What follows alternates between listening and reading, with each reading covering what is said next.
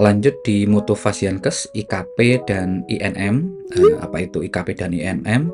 Nah, indikator nasional mutu pelayanan kesehatan atau INM adalah tolok ukur yang digunakan untuk menilai tingkat capaian target mutu pelayanan kesehatan di praktik mandiri dokter dan praktik gigi atau dokter gigi, klinik pusat kesehatan masyarakat atau puskesmas, rumah sakit, laboratorium kesehatan, dan unit transfusi darah. Kemudian pemilihan indikator nasional mutu pelayanan kesehatan dilakukan berdasarkan hasil konsensus dengan memperhatikan beberapa kriteria berdasarkan Handbook for National Quality Policy and Strategy tahun 2018. Ini ya teman-teman ya, sebagai berikut. Yaitu sejalan dengan program prioritas nasional indikator untuk mengukur program prioritas nasional tertentu. Besaran dampak ruang lingkup, dampak indikator yang diukur, kemudian berbasis bukti, adanya bukti yang kredibel dan indikator yang dipilih, defensibility, indikator yang terpilih dapat dipertanggungjawabkan secara keilmuan dan juga merupakan indikator yang penting bagi pemerintah. Feasibilitas, yaitu indikator yang terpilih dapat diakses seluruh Fasiankes. Kemudian akurasi, data yang dikumpulkan dengan menggunakan indikator tersebut harus akurat. Kemudian actionability, perubahan perilaku maupun sistem dapat memperbaiki pencapaian indikator, dapat diperbandingkan, indikator harus dapat diperbandingkan dengan standar atau antar wilayah. Kemudian kredibel, indikator harus kredibel bagi pemangku kebijakan maupun bagi fasilitas yang melakukan pengukuran. Kejelasan indikator harus jelas dan mudah dipahami. Jadi teman-teman kalau nanti di akreditasi dan sebagainya atau ada penilaian kinerja gitu, hal seperti ini pasti akan dibutuhkan seperti itu. Berdasarkan proses penetapan indikator yang telah dilakukan, maka ditetapkan indikator mutu pelayanan kesehatan sebagai berikut. Ini indikator mutu di tempat praktik dokter mandiri dan dokter gigi. Nah, ini ada kepuasan pasien, kemudian penyediaan sarana dan pelaksanaan kebersihan tangan, kepatuhan kunjungan pasien hipertensi sesuai jadwal kontrol, penurunan skor oral hygiene index simplified atau OHS pasien, kemudian indikator mutu di klinik. Kalau di klinik ini seperti ya sama sih, hampir sama ya, cuci tangan dan sebagainya seperti itu.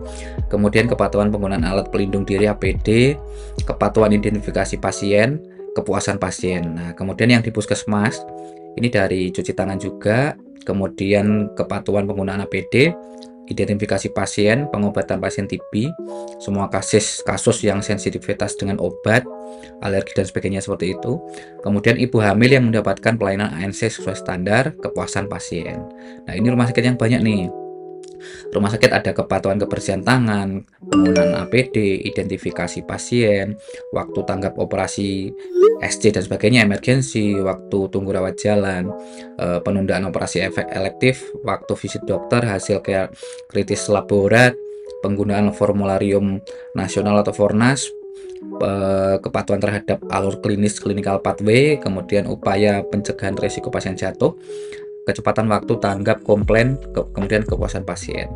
Nah, ini kalau di laboratorium kesehatan, indikatornya adalah kepatuhan kebersihan tangan, pasti itu ya APD, identifikasi pasien, pelaporan hasil kritis, kejadian sampel spesimen yang hilang, pengulangan hasil pemeriksaan, kepuasan pasien. Nah, kalau di OTD ini kepatuhan kebersihan tangan, kepatuhan penggunaan alat pelindung diri APD, pemenuhan kebutuhan darah oleh OTD, donasi dan pendonor darah sukarela, kemudian golongan darah pendonor yang berbeda dengan uji, konfirmasi golongan darah, suhu penyimpanan produk darah, kepuasan pasien. Jadi secara umum seperti itu ya teman-teman ya. Kemudian insiden keselamatan pasien. Nah, ini IKP ya. Jadi di seluruh Fasiankes itu wajib menerapkan IKP ya. Terkait dengan insiden keselamatan pasien itu wajib dilaporkan juga. Adalah setiap kejadian yang tidak disengaja dan kondisi yang mengakibatkan atau berpotensi mengakibatkan cedera yang dapat dicegah pada pasien. Keselamatan sebagai salah satu dimensi mutu adalah yang penting dalam tujuan memberikan pelayanan kesehatan karena pelayanan yang aman merupakan hak pasien. Oleh karena itu, fasilitas pelayanan kesehatan harus dapat memaksimal mungkin menekan terjadinya insiden keselamatan pasien, khususnya fasilitas pelayanan kesehatan sebagai garda terdepan atau gatekeeper. Kemudian, pelaporan insiden keselamatan pasien kepada Komite Nasional keselamatan pasien bertujuan mendorong fasilitas pelayanan kesehatan agar terbiasa melakukan asesmen risiko, pengelolaan risiko pasien, pelaporan analisa dan evaluasi risiko, kemampuan belajar dari insiden dan tindak lanjutnya, serta implementasi solusi untuk menurunkan insiden dan mengoreksi sistem dalam rangka meningkatkan keselamatan pasien dan berlaku adil just culture dengan data laporan insiden yang valid dan diterima dengan baik. Nah, ini insiden validitas pelayanan kesehatan yang itu meliputi yang dilaporkan ini ya, dari kondisi potensial cedera KPC, kejadian nyaris cedera KNC, kemudian kejadian tidak cedera KTC, kejadian tidak diharapkan KTD, sampai kejadian sentinel seperti itu. Oke, seperti itu teman-teman sobat BMK. Kita lanjut di materi berikutnya. Yuk.